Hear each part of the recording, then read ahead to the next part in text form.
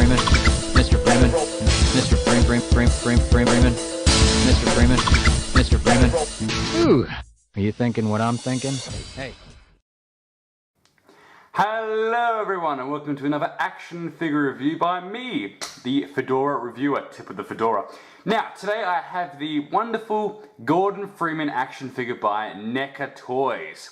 Now this is a pretty good action figure with a couple of little problems, but it's still got a great sculpt, great paint job, great everything. Okay, now, this figure is from NECA, so the package did have the standard NECA clamshell packaging, with just a brief bio on the back, and it's not that interesting, no artwork, nothing you'd really want to keep, just merely a plastic prison. Okay, now, he does come with a variety of accessories, and I'll show them now. Alrighty, so the figure comes with his classic crowbar, with actually quite a nice little grey wash over it, and a couple of paint apps, so it actually looks really, really good, not just some random little piece of plastic. It's got a nice amount of care on it. So I can focus, there we go. Beautiful bit of red, black. Fantastic. Lovely metallic wash. So we have the Bug Bomb, which is obviously the antline drawer, which draws them in. This is in the Half-Life 2, so it is a Half-Life 2 figure. Although it could be Half-Life 1, I mean, Gordon doesn't really change that much. We have the classic gravity gun.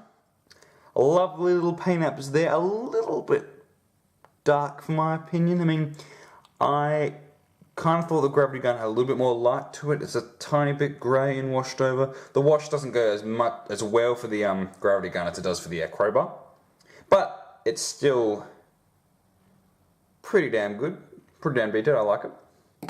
Alternate sets of hands for grabbing the gravity gun. Just grabbing a hand, so that's pretty cool. And of course the best accessory, the head crab, which looks absolutely amazing. And it's got tiny little articulation points, so you can move the pincers, the front pincers. I think the middle can come out, so it can stick on the person's head. Hence the name, head crab. So these are all quite good accessories. I couldn't really ask for that much more. NECA doesn't often give this many accessories, and they're all really game accurate and really essential. So props to NECA for that one. I'm really a fan of these accessories. I love it. Okay, now onto the sculpt of the figure. So the sculpt is actually quite good. As Gordon Freeman is similar to Master Chief in the sense that the actual player is supposed to take on the role of the person in the game, aka Gordon Freeman. He's kind of designed to be a very generic man. He's not supposed to have that many outspoken features, and I think NECA do reciprocate that quite well in the figure. He's got a lovely little suit on, his hazmat type suit. Got the Half-Life logo, Half-Life logo. Slight little paint problem there, but I'll get into that later.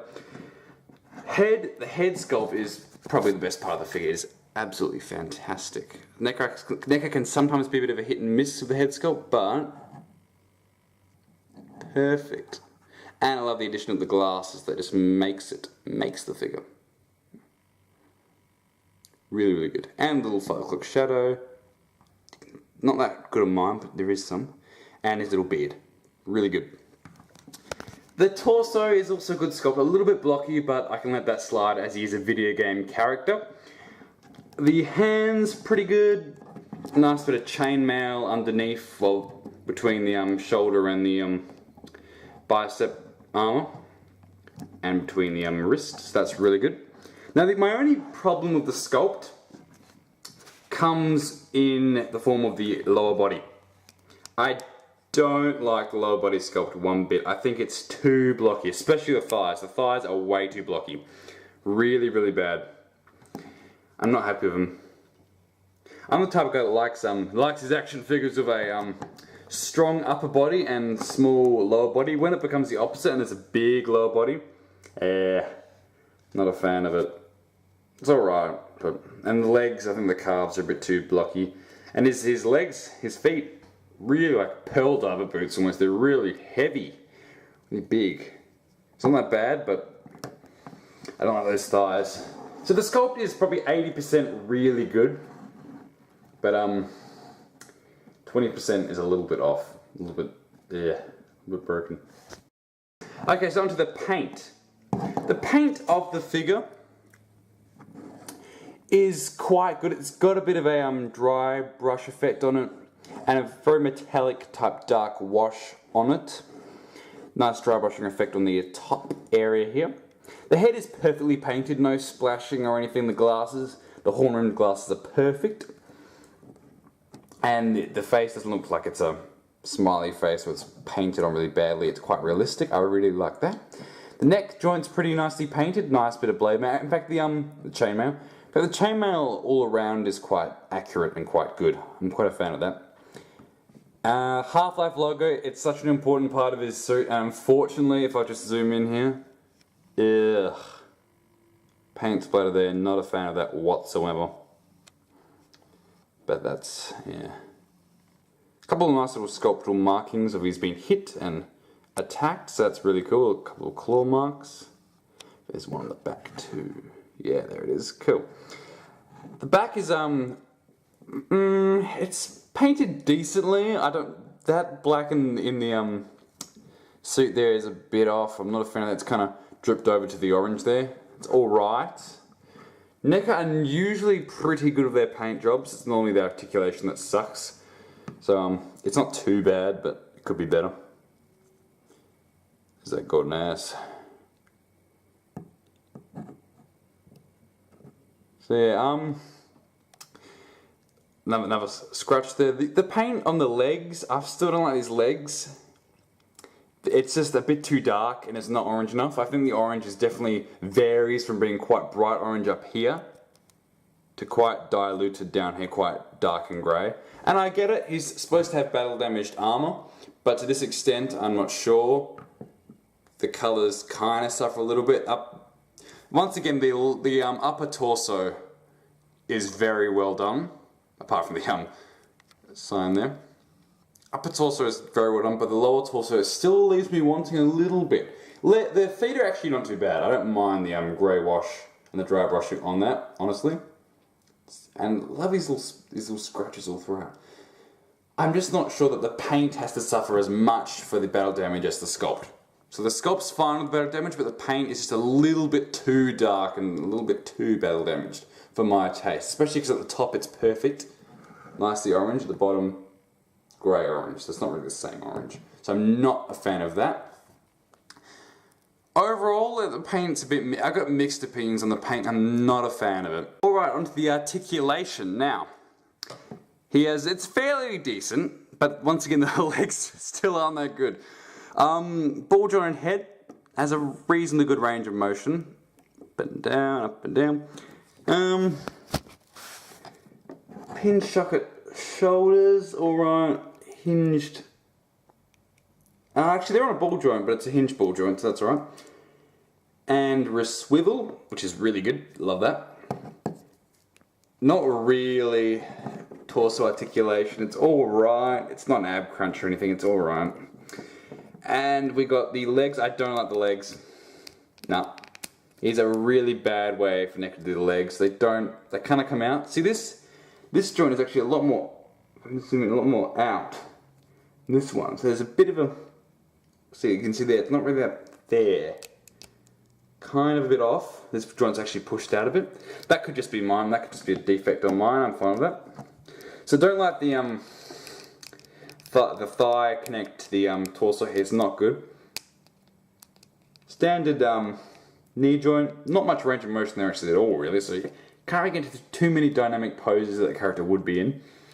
And some ankle articulation, but no toe articulation, which sucks. NECA don't often do that actually. They're not quite a fan of the toe articulation. Articulation is decent, but not amazing. It's alright. A lot of this figure is alright. Yeah. And the head crab articulation, just two little things here and two little things here.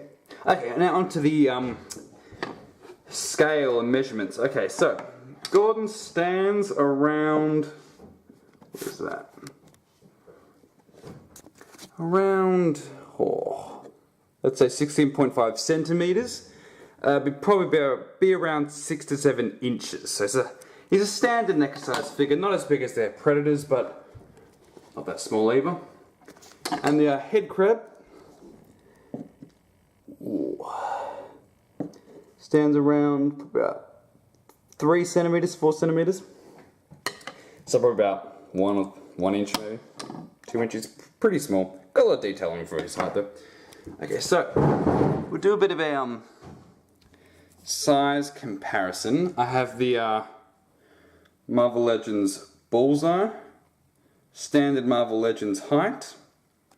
As you can see, Mr. Freeman is a little bit, about head taller than Bullseye. Bullseye's a pretty standard size Toy Biz Marvel Legend figure, at least he's even a little bit bigger than the normal one. So yeah. And then we'll bring in a 3 3/4 inch Clone Trooper from the Clone Wars line. So yeah, he's quite a bit, probably about the size of 2 Clone Troopers. So if you have a Star Wars 3 3/4 inch figure, you know it's the size of two of them. And I've got the little head crab down there. What a nice family. So he's taller than your average figure, but not by a lot, honestly. That's good. Let's get into a straight pose. Yeah. So he's got decent height. Alright, so my final thoughts on the figure. For the most part, I think he's a really good figure. I honestly do. He's got decent sculpt. Actually, sculpt's the best part of him. Good sculpt. Except for the lower torso. Alright paint. And alright articulation. Overall, because he's the only proper 6-inch Gordon Freeman figure, I feel to be a bit more inclined to be nice to him. And he's the only one in the series, so I kind of have to enjoy him no matter what he is, because I don't think I'm going to get any more from the Half-Life No Alex Vance, no dog. So, I honestly think the head crab was done beautifully, so I mean, gotta give props to that. I'd have to say, give it a 3 out of 5. It's an alright figure, but it's got its problems. It's got decent sculpt, but that's probably the best part of it. Head's the best, honestly, and the weapons. Weapons are really good in head. I'd still say buy this. I was checking on eBay. It's quite a lot of money now. NECA kind of released this figure in limited sales, so should I say. Yeah, quite limited. I'm not sure, but I don't think it's going to be worth anything over 60 Australian dollars, definitely. Or, yeah, definitely nothing over 60 or nothing over maybe 40 American bucks.